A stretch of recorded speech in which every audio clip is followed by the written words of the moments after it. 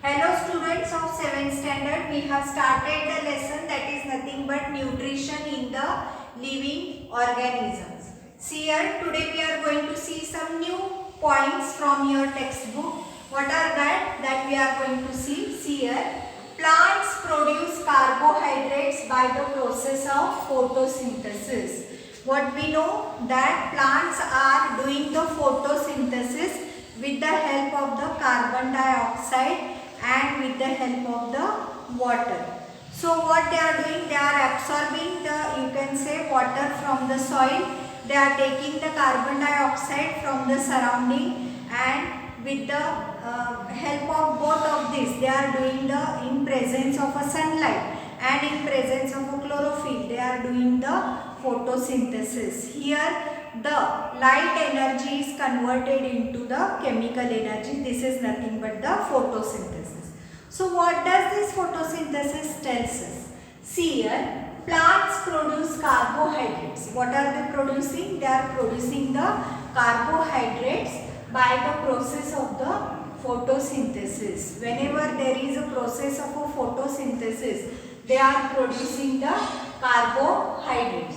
Carbohydrates are made up from, whenever you see the carbohydrates whichever are created during the, you can say, photosynthesis, what happens there? The carbohydrates are made up from, you can say, carbon, hydrogen and oxygen. Whenever you see the carbohydrates are made up from carbon, hydrogen and oxygen. Proteins are made up from carbon, hydrogen and nitrogen. Whenever you see both of these, what does they tell us? See, carbohydrates are made up from carbon, hydrogen and oxygen, and proteins are made up from, you can say, carbon or you can say hydrogen and nitrogen. How do plants obtain a nitrogen necessary? See, how do plants obtain nitrogen which is necessary? See, for the synthesis of the proteins. Air contains gaseous nitrogen. Whenever you see that air contains a gaseous nitrogen. However, plants cannot use this gaseous nitrogen. So whatever the nitrogen is present in the atmosphere, it is nothing but a gaseous nitrogen. But this cannot be utilized by the plants.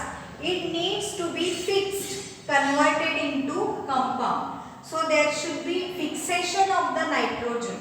So which is needed in the compound, or which can be converted into the compound. Fixation of nitrogen occurs by biological and atmospheric method. What does this tells us? See, for it needs the fixation of the nitrogen, and that means it should be converted into the compounds. Fixation of nitrogen occurs by biological or you can say atmospheric methods. Next one, biological fixation of nitrogen. Two different types of microorganisms can bring about biological nitrogen fixation. What this tells us? See, two different types of microorganisms can bring about biological nitrogen fixation. That means nitrogen fixation can be done between two types of microorganisms. Root nodules of leguminous plants contains the rhizobium. Whenever we see the root nodules of the leguminous plant, leguminous plants means जे शेंग देणारे plants असतात त्यांना आपण leguminous plants असं म्हणतो.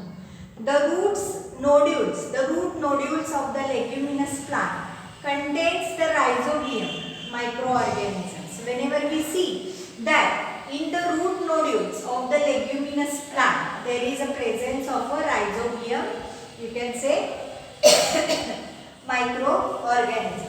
This microorganism absorb atmospheric nitrogen and convert it into its nitrate compound. So what does this do? As there is a need of a, you can say, conversion of nitrogen into the nitrates, what it is done? This work is done by the microorganism which absorb the nitrogen and convert it into the nitrate as a compound. Microorganism like Azotobacter are present in the soil.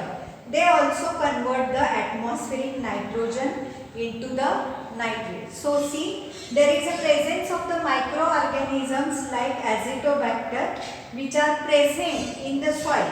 They also convert the atmospheric nitrogen into the nitrates. See here, next we want to see, do you know? See there, atmospheric fixation of nitrogen. Lightning, that is nothing but thunderbolts, occur in the rainy season. This causes atmospheric nitrogen. Whenever you see there is a lightning in the, you can say, rainy season, this causes atmospheric nitrogen and oxygen to react with each other.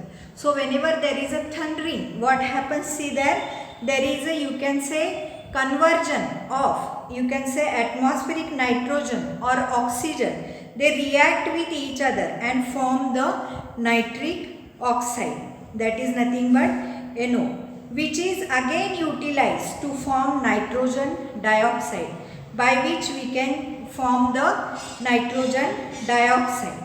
The nitrogen dioxide dissolves in rainwater and is converted into the nitric acid. The nitrogen whichever is obtained in the, you can say, nitrogen dioxide dissolves in the rainwater. The nitrogen oxide which is obtained is dissolved into the rainwater and is converted into the nitric acid, which gets added to the soil along with the rainwater.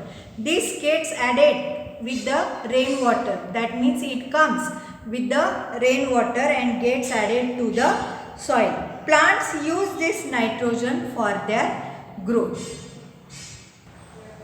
The next point is symbiotic nutrition. See here, in some cases, two or more than two different types of plants live together. That means here two plants with the help of each other live together.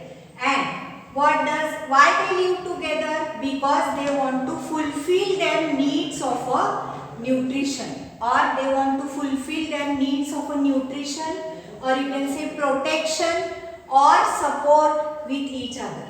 That means here two plants or you can say two types of plants are living together. Why they are living together? Because they need the help of each other. They need to fulfill the needs of the nutrition, or you can say protection, support with each other. This is nothing but a symbiotic nutrition. Some fungi here, some fungi grow around the roots of some other plants. There are some fungi which are growing around the root of some other plants. These plants supply nutrients to the fungi, and in turn fungi supply minerals and water to the plants. Here there is a, you can say, mutual help between two plants. What does this tells us? See here, these plants supply nutrients. What they do? They supply the nutrients to the fungi. They are supplying the nutrients to the fungi, and in turn what the fungi is doing? Fungi is supplying the minerals, then water to the plants. So some algae and fungi, they are living together because they are helping each other. So they are living together. The fungi provide water, minerals as well as shelter to the algae. What does this tells us? See, fungi is helping the algae. How it is helping the algae? It is giving water or minerals. It is providing water or minerals as well as shelter to the algae. In return, the algae provide food to the fungi. So what it is done here? As the fungi provides water, mineral and shelter to the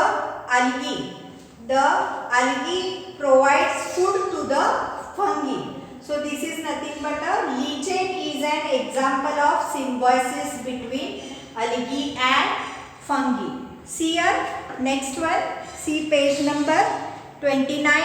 There is one, you can say, heterotrophic plants we want to see. See here, heterotrophic plants do not contain chlorophyll. So whenever you are seeing the heterotrophic plants are the plants which are depending on other organisms for their food. These plants are not preparing their food. So see, heterotrophic plants do not contain chlorophyll. How do the heterotrophic plants live then? This is one of the question. From where do they get food? This is also one of the question. Have you seen a yellow wire-like leafless climber plant growing on a big tree? What is the name? See, there is one tree which is climbing onto the big tree. Why it is climbing on the big tree? Because it wants the support, and as it needs a support, and also it absorbs the food, or you can say it sucks the food from the tree on which it grows.